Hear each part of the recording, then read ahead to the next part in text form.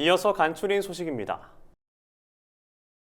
산업통상자원부는 최근 정부 세종청사에서 28차 통상추진위원회를 열어 새 정부의 통상정책 방향과 인도태평양 경제 프레임워크, IPF 추진 계획 등을 논의했다고 밝혔습니다. 이날 회의에서 산업부는 새 정부의 통상정책과 관련해 부처 간 긴밀한 협의와 의견 수렴을 거쳐 수립하기로 했다고 밝혔습니다. IPF에 대해선 오는 8일 열리는 공청회에 앞서 논의 동향을 공유하고 향후 대응을 위한 추진 계획을 협의했다는 설명입니다. 산업부는 IPF 민관 전략회의를 구심점으로 관련 업계 전문가와의 소통을 지속하겠다고 전했습니다. 농촌진흥청은 대량의 마늘과 양파를 한 번에 건조할 수 있는 차압식 예건 장치를 개발했다고 최근 밝혔습니다.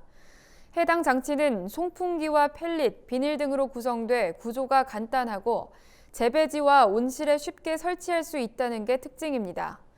이 장치를 이용하면 마늘 10톤과 양파 10톤을 26제곱미터 면적에서 균일하게 건조할 수 있는 것으로 나타났습니다.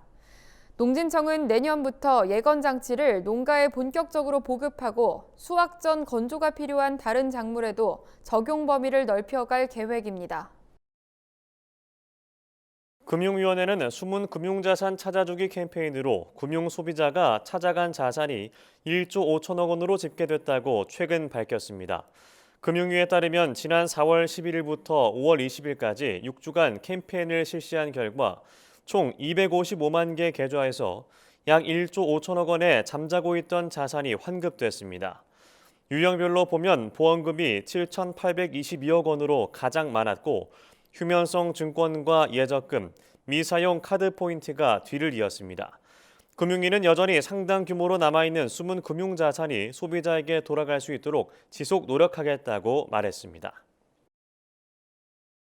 농협중앙회가 한화솔루션과 함께 태양광을 활용한 저탄소 스마트팜 보급에 나섭니다. 최근 양사는 경기 양평농협 스마트농업지원센터 착공식에서 저탄소 스마트 농업 기술 보급과 확산을 위한 업무 협약을 체결했다고 밝혔습니다. 이번 업무 협약을 통해 국내 최초로 비닐하우스 상부에 영농형 태양광을 설치한 저탄소 스마트팜을 구현 확산한다는 계획입니다. 또 영농형 태양광을 활용한 농가 수익 모델 발굴과 스마트 농업 지원센터에서 생산한 농산물의 판로 확대 등에도 적극적으로 협력해 가기로 했습니다. 아프면 쉬면서 소득 일부를 보전받는 상병수당 시범 사업이 시작됩니다. 보건복지부는 1년 동안 서울 종로구와 경기 부천시, 충남 천안시, 경북 포항시, 경남 창원시, 전남 순천시 등 6개 지역에서 상병수당 제도를 시행한다고 밝혔습니다. 상병수당은 근로자가 업무와 관련이 없는 부상을 당하거나 질병에 걸리더라도 최소한의 소득을 보장받으며 쉴 수 있도록 하는 제도입니다. 해당 지역에 거주하는 만 15세에서 만 65세 미만 취업자는 일을 할 수 없는 기간 하루 43,960원씩 지원받을 수 있습니다. 정부는 이번 시험 사업을 통해 국내 여건에 맞는 제도를 설계해 2025년부터 전국적으로 도입을 추진할 계획입니다. 농림축산식품부가 물가 안정을 위해 국내 제분업체를 대상으로 밀 수입 가격 상승분의 70%를 지원한다고 최근 밝혔습니다. 나머지 20% 상승분은 제분업체가, 10%는 소비자가 각각 부담하게 됩니다. 지원 대상은 올해 하반기 밀가루 출하 가격을 동결하거나 밀 수입 가격 상승분의 10% 범위 내에서 밀가루 가격을 인상한 제분업체입니다. 사업 예산은 추가 경정 예산을 통해 확보한 546억 원으로 지원 기간은 7월부터 내년 1분기까지입니다. 김인중 농식품부 차관은 국제 밀 가격이 국내에 영향을 미치는 시차 등을 고려할 때 하반기 이후 국내 식품 물가 상승 가능성에 철저히 대비해야 한다며 업계의 협조를 당부했습니다. 윤석열 정부의 새로운 에너지 정책 방향이 제30회 국무회의에서 심의 의결됐습니다. 정부는 기후변화 대응과 에너지 안보 강화, 에너지 신산업 창출을 통한 튼튼한 에너지 시스템 구현을 목표로 5대 정책 방향을 제시했습니다. 새로운 에너지 정책 방향에 전기요금의 원가주의 원칙이 명시됨에 따라 앞으로는 전기요금에 연료비가 연동될 예정입니다.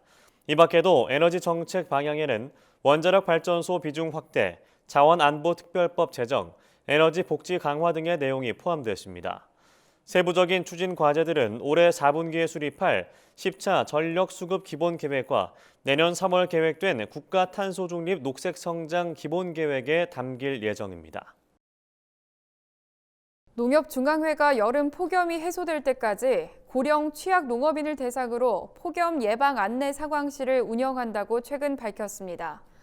이를 위해 농업인 행복 콜센터에서는 콜센터에 등록된 고령농 13만여 명을 대상으로 정기적으로 건강 상태를 확인하고 단계별 폭염 행동 요령 안내, 폭염 예방 안전 물품 등을 지원할 예정입니다. 콜센터에 등록되지 않은 농업인에 대해서는 각 도 농협 지역본부가 피해를 접수하고 현장 지원에 나설 방침입니다. 폭염 예방 안내 상황실은 평일 오전 7시 30분부터 오후 8시까지, 휴일에는 오전 9시부터 오후 6시까지 운영됩니다.